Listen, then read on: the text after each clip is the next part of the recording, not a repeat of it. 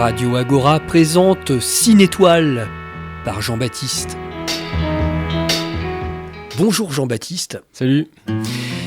Et pour cette première émission, nous allons parler d'un géant américain du cinéma, le réalisateur John Ford. Alors John Ford, c'est 141 films entre 1917 et 1976, une carrière énorme et une influence majeure sur le cinéma, pas seulement américain, mais sur le cinéma mondial. Tout à fait. C'est un cinéaste engagé, entre guillemets, engagé à sa manière durant cette période classique du cinéma hollywoodien et qui a évolué au fil du temps, peut-être à contre-courant de l'idéologie de son époque, c'est ce qu'on va voir. Jean-Baptiste, est-ce qu'on peut parler un petit peu de ses débuts ? Oui, alors on peut en parler en même temps, c'est compliqué parce que ses débuts, c'est justement, tu as parlé de 141 films, c'est justement la période dont on a le moins de traces. Là, on a accès à un film qui est considéré comme son premier, donc qui est Bucking Broadway, à l'os du boulevard. Mais en fait, au-delà de ça, c'est très compliqué d'avoir ces films. Et même ce film-là dont je parle, Bucking Broadway, il a été retrouvé que dans les années 70-80, dans une copie que j'ai pu voir qui est un peu sale, où il n'y a pas de son du tout. Pour dire que voilà, au début, le cinéma était pas un art, John Ford n'était pas un artiste, donc on ne s'embêtait pas forcément à trop archiver ce film. Donc oui, donc c'est un début de période assez trouble pour lui. Donc des films muets avant 1930. Ouais, des films muets, des westerns. Quelque chose qu'on fait pas du tout aujourd'hui, mais aujourd'hui on sait qu'un acteur, quand il joue plusieurs rôles, il joue quand il joue dans plusieurs films, il joue plusieurs rôles. Là, il avait déjà son premier héros, son premier John Wayne à lui, qui était Harry Carey, et qui avait son personnage de Cheyenne qui revenait déjà dans plusieurs films jouer le même personnage, quoi. Les thèmes, c'est toujours le western. Est-ce qu'il y a eu aussi, je sais pas, du polar par exemple ? Je sais pas, parce que il y a des films qui ont disparu. Oui, mais essentiellement des films qui ont disparu, parce que moi je sais que j'ai pu voir, il y a un coffret qui avait été fait avec ces 3 premiers films, qui étaient déjà 3 westerns. Il me semble que j'avais dû lire qu'il avait fait autre chose, mais en fait c'est que lui, il avait un rythme un petit peu industriel forcément. Donc il faisait ce qui se faisait avec c'est l'état des studios de l'époque, donc il faisait beaucoup de westerns. Ce qui est curieux quand même, c'est que dès donc ces premiers films, c'est donc dans le Laurence Diavolo notamment, on y retrouvait, parce qu'on parlait donc de discours politique, on y retrouvait un discours politique assez engagé qu'il avait déjà dans Liberty Valance, qui était celui des open space, un peu un mythe qu'il y avait déjà dans l'Ouest américain, qui était que c'était c'était l'Ouest, c'était des territoires à conquérir en quelque sorte. Exactement, mais surtout en fait des territoires libres. Il n'y avait pas encore toutes ces normes, toutes ces régulations, toutes ces lois, et donc c'était enfin un espace pour les libres entrepreneurs de pouvoir être celui qui sera le plus audacieux, de pouvoir conquérir ces territoires. Et en fait déjà, donc une certaine liberté à l'américaine. Exactement, mais sauf que lui, ce qu'il raconte, c'est que déjà ce qu'on avait, c'était les premiers arrivés, accumuler du capital, accumuler des territoires, et étaient violents, tuaient, et en fait empêchaient les nouveaux colons, les nouveaux arrivants de pouvoir faire comme eux. Et qu'en fait, dès le début, il n'y avait pas d'égalité des chances, il n'y avait pas de libre accès aux ressources, il n'y avait pas d'entrepreneuriat. Il y avait déjà dès le début de l'accumulation du capital. Et ce qui est curieux, c'est que ça, c'est un de ses tout premiers films qu'il fait en 18, et qui est déjà un discours extrêmement engagé, et qu'on retrouvera vraiment que dans L'homme qui tua Liberty Valance, donc, qui est un de ses tout derniers films. Donc ça, c'est pour les débuts. On va sauter jusqu'aux années, on va dire 40-50, les années 50. La parenthèse peut-être de la guerre, on peut peut-être en parler. Qu'est-ce que John Ford a fait durant la guerre ? Il a fait la guerre, il a perdu un œil pendant la guerre. Non, mais parce qu'en fait, ce qui est curieux, c'est que déjà avant la guerre, il se cachait pas du tout de son patriotisme. Il était fan même de l'institution militaire. Il a fait beaucoup de films sur l'armée, et c'était tout naturel pour lui quand la guerre a éclaté de s'engager. Alors lui, il a pas combattu à proprement parler, il a filmé des images, mais il a quand même filmé le débarquement en personne. Il y a perdu un œil. Et il a aussi notoirement beaucoup critiqué John Wayne d'avoir été encore plus ouvertement patriote que lui, mais de ne pas avoir voulu faire la guerre, enfin de vouloir participer à la guerre. Was down by the glenside I met an old woman, a plucking young nettle. She ne'er saw me coming. I listened a while to the song she was humming. Glory-o, glory-o, to the Bohemian men. 'Tis 50 long years since I saw the moon beaming on strong, manly forms and on eyes with hope gleaming. I see them again now in all my daydreaming. Glory-o, glory-o, to the Bohemian men. I passed on my way. God be praised that I met her. Be my life long or short, I shall never forget her. We'll maybe have great men, but we'll never have better. Glory-o, glory-o, to the Bohemian men. Alors les années 50 pour le cinéma aux États-Unis, c'est une période assez florissante mais en même temps assez difficile. On peut peut-être préciser le contexte. Oui, Politique. alors il y a évidemment le McCarthyisme qui a forcément un petit peu clashé avec Ford, mais il y a aussi le code Hayes, donc lui qui remonte déjà dans les années 30, qui a été rédigé début années 30, mais qui a été appliqué, on va dire, d'ici 34 à 60.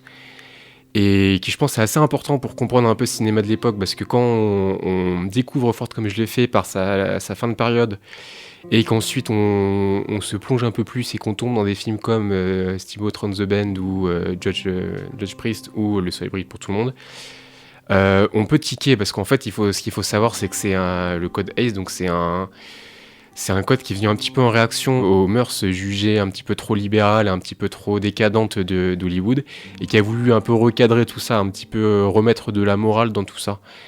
Et ce qui s'est passé, c'est qu'on a donc eu un code qui a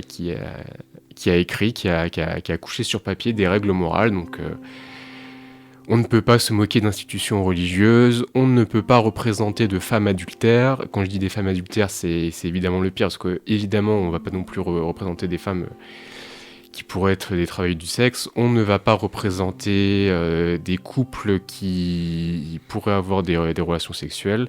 C'est d'ailleurs là qu'on a commencé à voir quelque chose qui a pu nous faire tiquer, mais qu'on ne pouvait pas forcément expliquer. Quand des fois on peut voir dans des films des couples où on nous dit voilà, ça fait 20 ans qu'ils sont ensemble, qui vont à chacun avoir 2 couchettes, un lit simple séparé par une table basse, ce qui n'a jamais existé dans le réel, mais qui était dans certains films.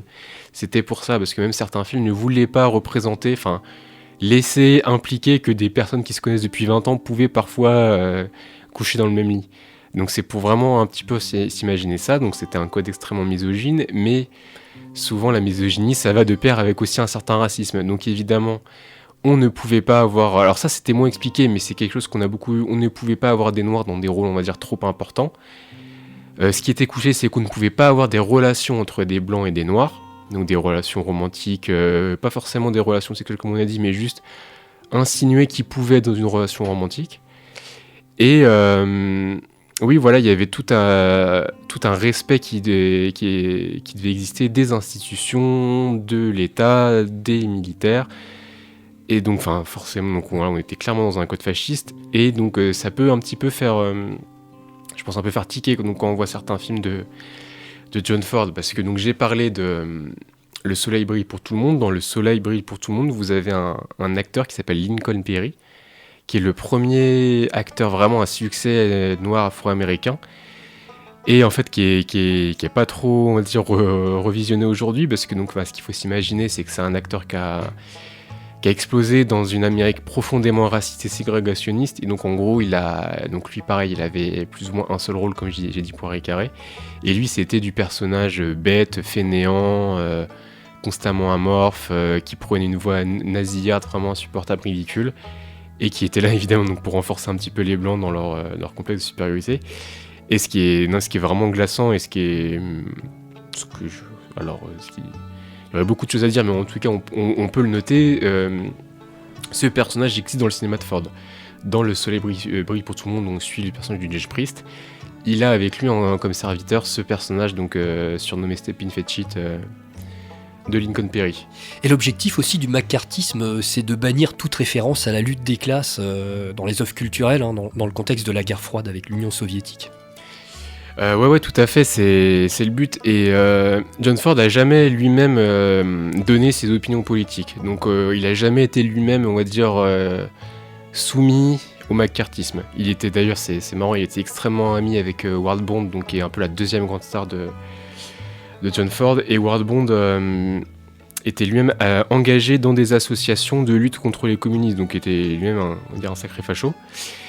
Et ce qui est curieux, c'est que en fait, justement, grâce à cette ambiguïté de Ford, il a pu bénéficier d'être à la fois extrêmement patriote, ce qu'il était sincèrement, et à la fois il a pu faire des films comme Les Raisins de la colère, qui sont, aujourd'hui, quand on les voit, c'est des films où on montre la police agir comme une milice privée au profit d'entreprises qui organise justement le travail de manière à ce qu'il y en ait trop peu pour que les travailleurs soient vraiment appauvris, ghettoisés et n'aient pas d'autre choix que d'accepter des conditions horribles. On nous montre la police tuer des manifestants, mais uniquement pour avoir commis le crime de manifester. Enfin, c'est vraiment un film mais on aurait pu le produire sous la Russie communiste. Et c'est marrant de voir qu'il a justement pas été inquiété pour ça. En fait, il jouait sur deux tableaux, hein. À la fois le côté patriote traditionnel et le côté peut-être plus engagé. Alors, il jouait sur des tableaux, mais en même temps, il le faisait vraiment dans le même geste. Je pense pas qu'il y avait de duplicité chez lui. Il n'y avait pas de volonté de duper, il n'y avait pas de volonté d'être les deux, afin d'être patriote pour se protéger et d'être communiste sur le côté. Je pense pas qu'il était communiste. Moi, je pense que si on veut vraiment avoir une compréhension de John Ford politiquement, je pense qu'il faudrait parler du film la dernière fanfare, qui parle de la dernière campagne d'un maire pour se faire élire. Et en fait, on voit son rapport à la politique. Donc, pour résumer, allez voir le film quand même. Il est vraiment super. En fait, c'est un personnage qui va constamment avoir un comportement très dépolitisant, on pourrait dire. Il va jamais se placer vraiment à gauche, vraiment à droite, mais par contre, il va constamment agir pour une espèce de bien commun, donc qui est assez flou, mais en fait, il va souvent piéger les grandes fortunes, donc notamment un patron de presse, pour lui faire construire des hôpitaux, pour lui faire avoir pour notamment payer des obsèques, pour ce genre de trucs. Et en fait, il va constamment avoir, sans trop le dire, un comportement, on va dire, qu'on classerait quand même aujourd'hui plutôt à gauche. Je vais parler de Judge Priest. Ce qui est intéressant aussi là-dedans, dans son rapport au progressisme et ce qu'on pourrait, comme on discutait à la gauche, c'est que malgré tout ça, il y a une scène où son personnage de Judge Priest, alors qu'il est dans une ville complètement sous ségrégation, va empêcher un lynchage. Et va empêcher un lynchage en leur expliquant quand même que voilà, ce sont quand même vos frères, et qu'il y a une loi à respecter, et que il y a vraiment une conscientisation de la bêtise blanche qu'il pouvait y avoir à l'époque. Je parlais du Soleil brille pour tout le monde parce que justement ce qui est intéressant, on en parlait là-dessus, c'est aussi va y avoir toute une trame qui va se conclure sur une femme adultère. Donc femme adultère, comme je l'ai dit, code Hayes, impardonnable, immontrable, quelque chose de vraiment hideux. Et là, ce qu'il va faire, c'est que déjà, il va très peu, alors il va beaucoup euphémiser, parce que c'est ce qu'on devait beaucoup faire sous le code Hayes. Il va souvent parler de cette femme comme ayant fait quelque chose d'impardonnable, comme ayant une relation impardonnable donc avec le grand général de la ville qui a eu une fille légitime. Et en fait, un petit peu tout le cœur du film, ça va être le fait que cette femme arrive et donc est en fin de vie parce que ses actes impardonnables ont été faits il y a plusieurs années, et elle va décéder tout de suite. Et il va y avoir un petit peu toute la question de la procession funèbre de cette femme. C'est une femme donc qui, comme on nous l'a dit, a fait un acte impardonnable. On ne peut pas donc l'honorer. et on a tout de suite les communautés, donc plutôt carrément les communautés blanches de la ville, qui vont un peu commérer, qui vont un peu regarder cette procession sans vouloir y participer. Et on a ce Judge Priest qui va y participer, au début tout seul, attirer beaucoup de monde. Et ce qui va être très beau, et ce qui, je pense, va quand même en dire long sur le rapport qu'avait déjà John Ford aux communautés noires, c'est que l'église et le gospel qui va accueillir cette femme est un gospel noir. Et je pense que c'était déjà un petit peu plus subtil et malin que juste « Ah, regardez, c'est le vivre ensemble ». Mais c'est qu'il a compris que ces communautés marginalisées avaient forcément et systématiquement, enfin vraiment, mais d'un point de vue systématique, de l'empathie pour ces femmes aussi précarisées et marginalisées. I'll take you home again, Kathleen, across the ocean wild and wide, to where your heart has ever been,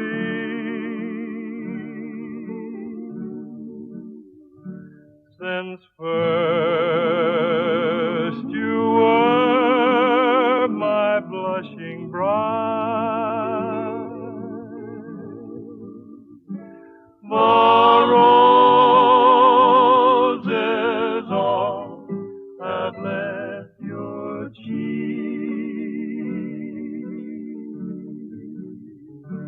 I've watched them fade away, and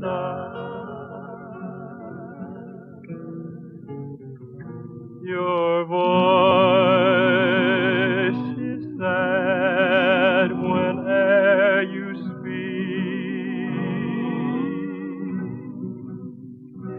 and tears beat in your loving eyes.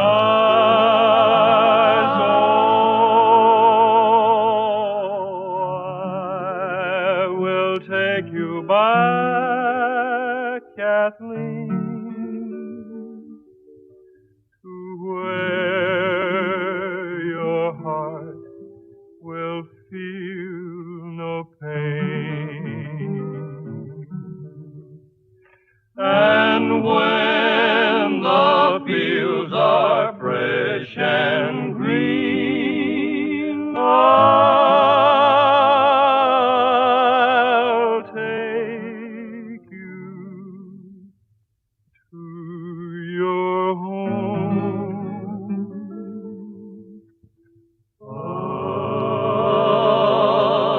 again. Alors on a parlé des femmes assez longuement dans l'œuvre de John Ford. Est-ce que John Ford est un cinéaste féministe ? C'est compliqué. Non, mais justement, donc là, on a parlé de la procession funèbre qui, je pense, donc de Celebrate pour tout le monde, qui, je pense, à mon avis, une des plus belles scènes de John Ford. À son crédit, il a aussi fait comme une belle célébration, je pense, des femmes, en tout cas, une belle défense du groupe de femmes qui était le plus attaqué à l'époque, dans son film La Chevauchée Fantastique, Stagecoach, film également à aller voir. Le titre original, c'était La Chevauchée Fantastique. Le titre, ah oui, Stagecoach. Le titre américain, Stagecoach. Ouais, exactement. Parce que donc on a dit Code Hayes qui est vraiment entré en vigueur, qui a vraiment commencé à être appliqué en 34, Stagecoach en 39. Et ce film a en trame secondaire l'histoire d'une prostituée, alors qui sera jamais nommée prostituée. Juste, en fait, elle va avoir beaucoup de regards jugeants et en fait, beaucoup de commérages à son égard, beaucoup de personnes qui vont dire mais là, dans cette ville, la ville dans laquelle les personnes doivent arriver, elle a commis des actes impardonnables, donc voilà, il ne faut pas qu'on s'y mélange, il faut pas qu'on la considère. Et en fait, c'est elle qui sera la plus utile de tout le film, qui sera la plus humaine, non, qui va aider le plus les personnages et qui va même finir avec John Wayne. Alors John Wayne qui ne sait pas ce qu'elle a fait, donc là on va dire John Ford a quand même voulu le protéger là-dessus, mais en tout cas il a vraiment ce truc un peu christique de vouloir protéger, enfin de vouloir venir en défense à cette femme qui est extrêmement attaquée. En fait, John Ford s'est engagé contre les préjugés, tout simplement. Mais exactement. Moi là juste où je voudrais faire un retour là-dessus, parce que je pense qu'il faudrait peut-être pas non plus trop s'emballer sur le John Ford féministe, où je vais faire une critique parfaitement anachronique, mais je l'assume. C'est que ça restait quand même un cinéma de bonhomme, ça restait quand même un cinéma avec des mecs, et où en fait il y avait très peu de femmes, et elles étaient en fait vraiment, on va dire, souscrites à un rôle qui était très acté, et qui est même beaucoup repris aujourd'hui dans la critique fordienne, c'est celui de la femme au balcon. On a beaucoup chez John Ford, notamment à la charge héroïque, la figure de la femme qui est au balcon au loin, et l'homme qui part à la guerre pour protéger le foyer, protéger la femme. Et protéger la patrie. Oui, protéger le drapeau, évidemment. Et enfin, même coloniser le territoire, pour être plus précis, quand on est dans l'Ouest. Mais en fait, c'est que je voudrais juste faire un rappel qu'il n'y a rien de féministe là-dedans, et que c'est même justement... C'était beaucoup un prétexte de colonisation et de violence, de justement le faire au nom de la femme, au nom de la sauvagerie, du barbarisme supposé d'ennemis. Pareil... pour conclure un petit peu mon appréciation du féminisme de John Ford, son dernier film, le tout dernier film qu'il a fait, La frontière chinoise, Seven Women en anglais, se passe à la frontière donc, entre la Mongolie et la Chine, dans une mission humanitaire, en tout cas une mission religieuse tenue par des femmes essentiellement. Il y a juste un homme qui est présent mais qui va très vite disparaître du film, sans dire comment ou pourquoi. Et... là, on a enfin le premier film de John Ford en société, on va dire, féminine, et dans lesquels on les voit agir. On est là à quelle époque, à peu près ? Là, on est son dernier film, on est en 72, je crois, et c'est peut-être un petit peu plus tôt, mais en tout cas, on est vers cette période-là. Et ce qu'il faut quand même noter, c'est que donc, un des personnages les plus importants, donc, qui est la chef de cette mission, en fait, il y a la chef de la mission, il y a un peu la protagoniste qui est la jeune missionnaire qui, elle, est plus là en éponge pour un petit peu tout écouter. Et il y a le docteur qui vient, qui devait être un docteur, sauf qu'ils n'ont pas eu de chance, ils ont une femme.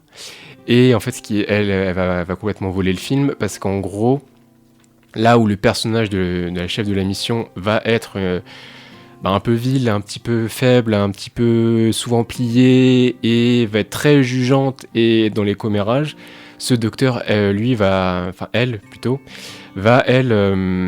faire preuve de sacrifice, va combattre, va être celle qui va amener le plus de solutions. Donc on pourrait dire c'est super, sauf qu'en fait, et on vous l'a peut-être vu un petit peu avec mes heures de langage, en fait, elle va être constamment caractérisée comme un homme, ce personnage.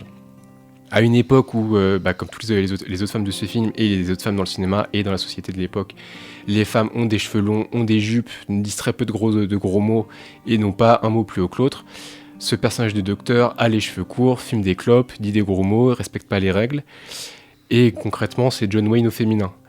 Donc c'est en effet un personnage qui est vraiment cool à suivre et qui est extrêmement fort, mais en fait moi juste le retour que j'ai eu c'est très bien, tu as fait un personnage féminin fort, mais en fait tu l'as caractérisé juste comme les hommes que tu fais dans ton cinéma. Est-ce que c'est vraiment féministe ? En tout cas un cinéma de plus en plus subtil au fil de la carrière. Ouais, alors il avait déjà des fulgurances quand même, on a parlé des raisins, j'en ai pas trop parlé, mais Raisins de la colère quand même, à l'époque où il l'a fait, je pense que c'était quand même audacieux. Le soleil brille pour tout le monde, il est au moins subtil, même s'il est compliqué sur certains sujets. Mais en effet, sur la fin de carrière, il va se poser beaucoup de questions, il va être beaucoup moins travaillé à vouloir, je pense, être, on va dire, conciliant avec un certain conservatisme américain, et en fait, il va beaucoup plus se poser une question très simple, qui est celle de la fin du western. Donc il va se la poser avec l'homme qui tua Liberty Valance, la fin de la violence, le début de la loi, donc avec beaucoup de contradictions, de nœuds, donc de choses épineuses. Est-ce qu'il préfigure un peu les westerns crépusculaires qu'on a pu voir dans les années 70 ? C'est très compliqué à dire parce que les westerns de John Wayne sont crépusculaires. Après, en fait, c'est qu'il y a eu... En fait, dès les années 70-80, tous les westerns ont eu conscience que c'était déjà des westerns, des films qui racontaient une époque qui était morte et enterrée et dont il n'y avait même plus de témoins, et que eux-mêmes étaient les derniers de leur genre. Et là où moi, je le verrais vraiment plus pour John Wayne, c'est qu'en fait, tous ces films préfigurent d'une mort à venir. L'homme qui tua Liberty Valance, juste pour finir dessus, parle littéralement de la mort d'un cow-boy. On nous explique au début d'un cow-boy, vraiment de la figure du western, et nous explique comment il est mort, qui l'a remplacé, et avec la femme de Ransom Stoddard dans le film, un petit peu quels sont ses rapports avec le personnage d'Ethan Edwards, donc de Tom Donifon, donc de John Wayne. Ce qui est intéressant, c'est que donc cette question, donc ce truc du crépusculaire, il est dans tous ses films. Juste pour l'évoquer dans quelqu'un de ses autres films, dans La prisonnière du désert, on a alors quelque chose qu'on voyait assez peu, le John Wayne salaud. Il était jusqu'à là vraiment même assez bêtement bon dans ses films. Il était tout le temps du côté de la loi, il était tout le temps du côté de la morale. Même quand la morale était compliquée, il était tout le temps du côté de la morale. Là, c'est vraiment un salaud. Et c'est justement beau de voir comment, dans un de ses derniers films, il montre que la sortie du paysage des cow-boys doit se faire par un acte de bonté ultime.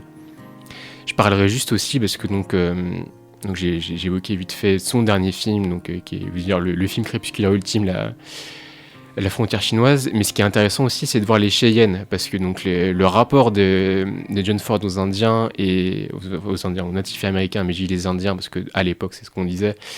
Et c'est comme ça que lui il les nommait. Il était forcément assez compliqué. J'ai parlé de la chevauchée fantastique. Dans ce film-là, c'est un peu l'exemple ultime. C'est juste une menace aveugle, sans personnalité. C'est juste des sauvages qui courent sur les blancs et qui cherchent à les tuer, à les scalper. Très vite, ça deviendra plus subtil que ça. Dans le massacre de Fort Apache, c'est le blanc qui est à l'origine du massacre et qui se fait avoir stratégiquement. Mais très vite, mais en tout cas, il commence avec cette caractérisation un peu de sauvage, qui est celle qui sera très prégnante dans le western en général. Et ce qui est intéressant dans les Cheyennes, donc qui sort lui, je crois, dans les années 60, en tout cas, qui est vraiment en fin de carrière de John Ford, c'est qu'en fait, il se pose une question que peu de westerns se sont posés, c'est maintenant les Blancs ont gagné, les Indiens, les natifs américains ont perdu, ils sont cantonnés à des réserves, maintenant qu'est-ce qu'on fait d'eux ? Parce qu'en fait, c'est un peu tout le propos du film, c'est une réserve de natifs qui au début du film devait avoir un rendez-vous pour renégocier les termes de leur contrat, de leur vie tout simplement dans la réserve qui est très compliquée, pour obtenir de la nourriture, pour obtenir des médicaments. Et ce rendez-vous n'est pas honoré. Donc ils vont partir un petit peu en dernière croisade, en dernière expédition dans leur territoire natif, en se disant, quitte à mourir un peu de façon piteuse, autant qu'on le fasse chez nous. Et en fait, ce qui va être très intéressant dans le film, c'est qu'on va suivre une patrouille de la cavalerie américaine, donc pas n'importe quel corps d'armée, mais la cavalerie américaine qui est un petit peu ce corps fétiche de John Ford, qui va les suivre. Et qui va constamment se dire, là, ils ne nous attaquent pas, ils sont pas agressifs envers nous, par contre, ils font quelque chose d'illégal, c'est-à-dire qu'ils sortent de leur réserve pour aller chez eux. Enfin, chez eux, justement, c'est un peu ça le nœud de la question. Et le protagoniste est justement comme un con pendant tout le film, parce qu'il est là, on a gagné, on est les plus forts, on peut les tuer à tout moment, c'est pas un souci, mais qu'est-ce qu'on fait ? Parce que là, en fait, on les a cantonnés à une vie inhumaine et loin de leurs racines et vraiment invivable. Maintenant, qu'est-ce qu'on fait ? Et c'est tout ça le cœur du film, et c'est tout ça où il va se retrouver comme un con parce que il n'aura jamais la réponse. Pour les personnes qui souhaiteraient découvrir John Ford, quel film conseilleriez-vous en premier ? La chevauchée fantastique, je pense, parce que déjà, ce qui est intéressant, c'est que c'est un film qui est sorti en 1939, donc nous on se dit c'est en noir et blanc, c'est en 1939, son premier film avec John Wayne, ses débuts de carrière, il avait déjà 20 ans de carrière, c'était déjà une star. Mais ses tout premiers films sont très difficiles à trouver et sont déjà, comme j'ai dit, un petit peu plus compliqués au niveau de certaines représentations. La chevauchée fantastique, ce qui est vraiment bien, c'est que comme j'ai dit, c'est son premier film avec John Wayne, c'est le film qui va l'iconiser à proprement parler. Moi je sais que ça m'avait fait vraiment très spécial parce que je l'avais vu plutôt sur la fin. Et en fait, le premier plan de John Wayne dans ce film, et donc dans la carrière de John Ford, c'est un zoom qui n'était pas du tout naturel à l'époque, qui n'était pas du tout facile à réaliser, et qui est même un petit peu flou sur certains aspects, parce que forcément, c'était pas du tout un mouvement naturel pour une caméra. C'est un zoom sur John Wayne, et c'est déjà une première iconisation vraiment très marquante. Un petit mot pour conclure sur ce réalisateur fort prolifique, John Ford. Je vais essayer de faire court. Non, en fait, c'est que moi, une chose que j'ai remarqué qui est assez compliquée, c'est que on peut être, je pense, très vite fasciné par ce personnage, parce qu'en fait, il va souvent mêler dans le même geste le patriotisme et la critique des institutions. Il va pas jouer sur les deux tableaux. Et donc, on peut avoir souvent une tendance à l'idéaliser, en tout cas à faire une espèce vraiment d'avant-garde progressiste, qu'il était dans une certaine mesure. Et en fait, moi, j'invite quand même à ne pas forcément taire les malaises qu'on peut avoir devant certains de ces films quand on voit certaines représentations. Eh bien, merci à Jean-Baptiste Rocher, médiateur cinéma au Cinéma Le Majestic à Montmorillon pour cette première émission de Cinétoile qui a été consacrée à John Ford. Yes, we'll gather at the river, the beautiful river. Gather with the saints at the river that flows by the throne of God. Is that all, kid? Them's all the words I know, Bob. And amen.